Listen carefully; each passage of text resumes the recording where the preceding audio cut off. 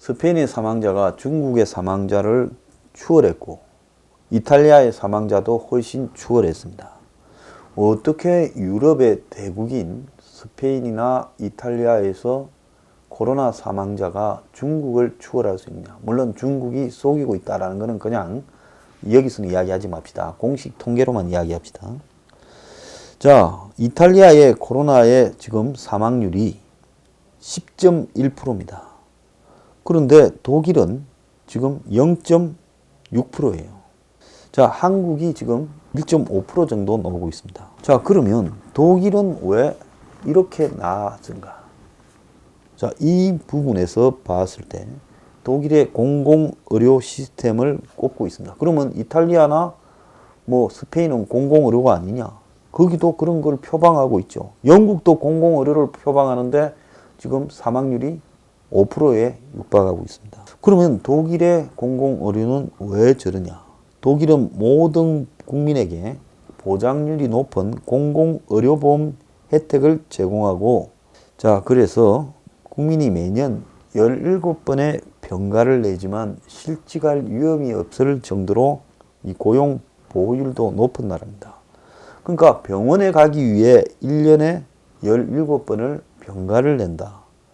자, 병원도 엄청나게 다른 나라보다 많고 병상수도 넉넉합니다. 60년대 생각해보면 알 겁니다. 우리나라의 간호사들이 엄청나게 독일로 갔지요. 8,200만의 인구에 병원이 큰 병원만 1,900개라는 거예요. 그러니까 전 세계에서 가장 집중도가 높아. 그래서 비효율이라 했지만 코로나 국면에서는 아주 효율적이 되었습니다. 집중치료 병상도 인구 10만 명당 29개로 유럽에서 제일 높다는 겁니다. 그런데 문제는 독일의 의료보험 체계가 지금 스페인이나 이탈리아나 또 영국보다 훨씬 더 아주 잘 짜여져 있다는 거죠. 독일의 고령자 비율이 이탈리아하고 비슷해요. 고령자가 많아서 이탈리아에 많이 죽는 것도 아니에요. 생활 습관을 보면 이탈리아 사람들이 올리브도 많이 먹고 바닷가에서 이 야채도 훨씬 더 많이 먹고, 독일 사람들이 흡연, 비만, 맥주, 왜 날씨도 침침하고 이러니까 훨씬 더 그렇습니다. 그런데 왜 이러냐면 독일은 세계보건의료 통계에서 의료비, 시설의 세박자가 유럽 최고 수준이라는 겁니다. 독일의 의료비 지출액과 GDP에서 차지하는 비율, 의사, 간호사 인력과 병상 확보율은 EU에서 최상위권이라는 거예요. 그러면 독일은 공공의료인데 왜 이러냐?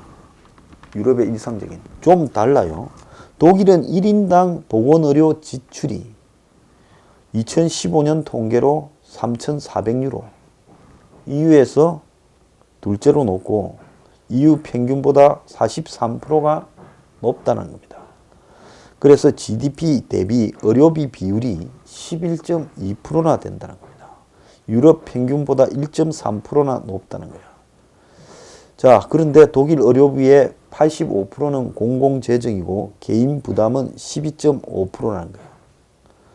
자, 이렇게 독일이 자기들 나름대로 공공의료지만은, 자, 개인 부담이 크게 높지 않지만은 독일 사람 특유의 지금 꼼꼼함으로 공공의료가 부실화되지 않도록 잘 이렇게 만들어 놨다는 겁니다.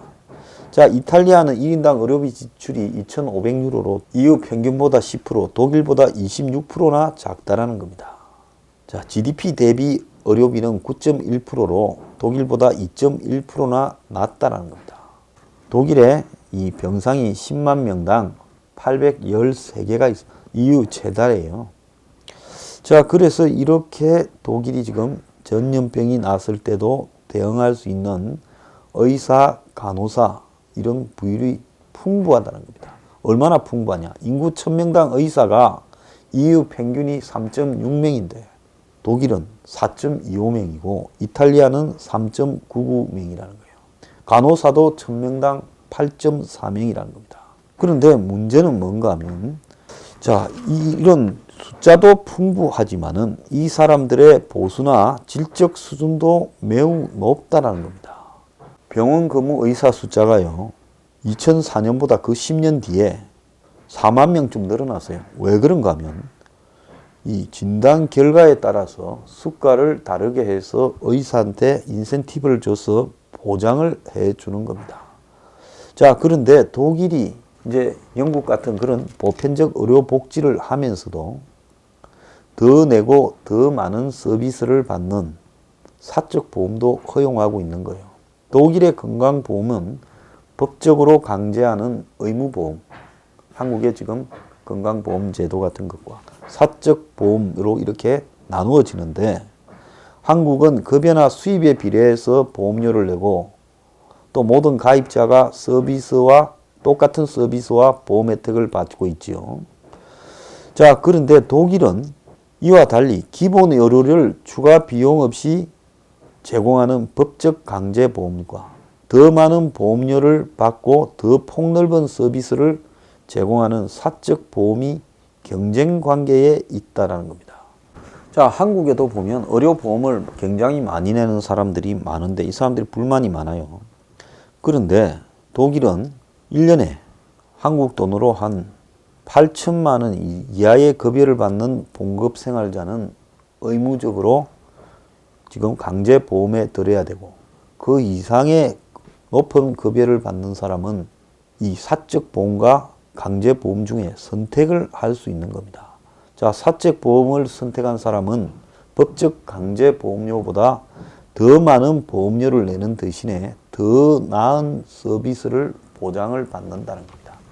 그러니까 서민들은 강제보험으로 좀 사는 사람들은 사적보험으로 가는 거예요. 88%가 강제보험, 10%가 사적보험이라는 거예요. 군인, 경찰은 특수건강보험을 지금 가입하고 있다고 합니다. 이 사적보험 때문에 의료진에게 인센티브를 줄 수 있어서, 자, 의료진의 월급이나 페이가 유지되고 병원에 좋은 장비나 설비 등이 갖춰지면서 지금 이 독일의 의료 시스템이 붕괴되지 않고 유지가 됐다는 거예요.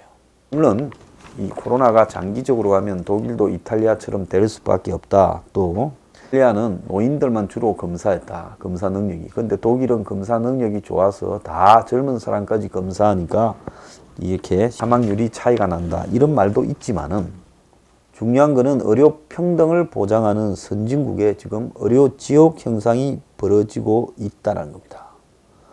이탈리아, 영국이 이 무상의료를 택했습니다. 이런 무상의료를 택한 이탈리아, 영국에서 지금 완전히 코로나에 속수무책이고, 스페인도 이거하고 비슷해요. 자, 의료보험을 채택한 나라보다 무상의료를 채택한 나라가 사망률이 3배가 높았답니다. 자, 그래서 지금 이런 의료 시스템이 사망률의 차이로 가는데, 보편적 의료 제도라는 걸 두고 있는 나라에서 지금 많은 사망이 나오고 있습니다. 그래서 의료보험 체제에서는 민간하고 공공이 서로 의료 지출을 나누어서 지잖아요. 우리는 의료보험료도 내지만은 또 병원에 가면 또 병원 비용을 별도로 내고, 또 일부의 어떤 종목에 따라서는 추가적으로 좀 많이 내야 되죠. 그런데 지금 유럽 같은 나라는 아예 아파서 병원 가면 공짜답니다. 영국의 병원을 소개한 영화나 다큐를 보면 병원이 시장 바닥입니다. 이탈리아도 비슷해요. 스페인도 그렇습니다.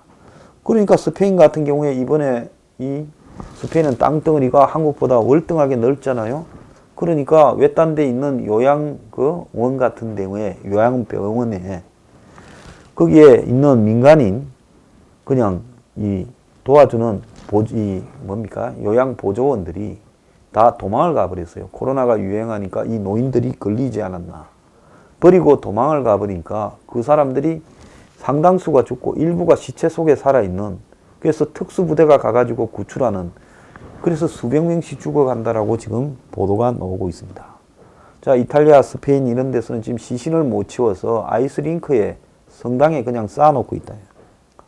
자, 이 모든 것이 다 지금 완벽한 무상의료라는 보편적 복지는 지금 불가능하다는 겁니다. 그래서 국가 재정에 따라 의료 예산 지출이 들쭉날쭉한 보편적 의료 체제에서는 의료 수준이 떨어질 수밖에 없어요.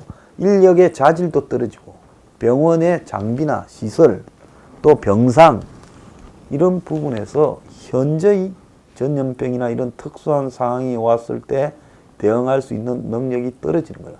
평소에도 월등히 부족해서 많은 사람이 죽는데 그거는 한꺼번에 죽는 게 아니라 랜덤으로 죽으니까 보도가 안 될 뿐인 겁니다. 그래서 우리가 유럽의 저 아름다운 경치와 시스템 이런 거를 찬양하지만은 EU 국가 속에 벌어지고 있는 저 지옥들을요, 우리가 잘 봐야 되는 겁니다.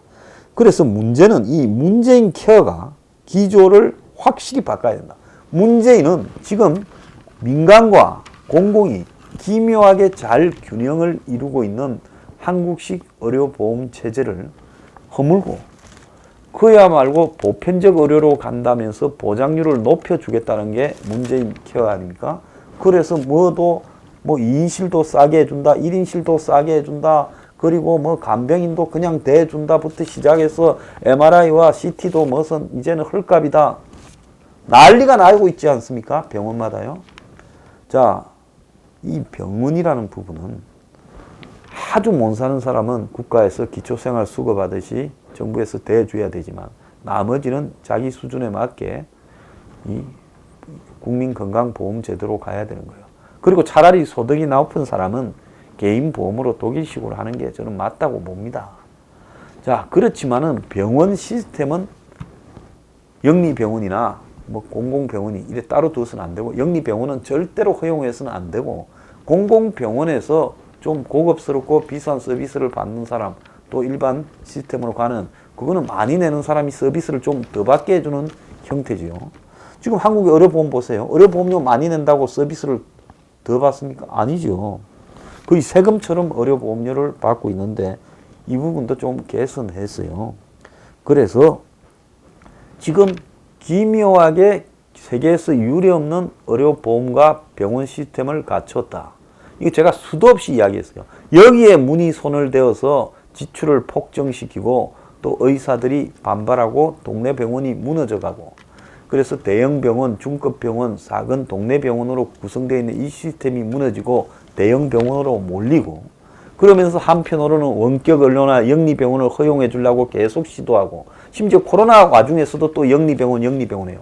다 재벌들 이야기입니다. 이래 되면 이거는 한국의 의료 시스템이 완전히 무너지는 상황이 올 수 있다.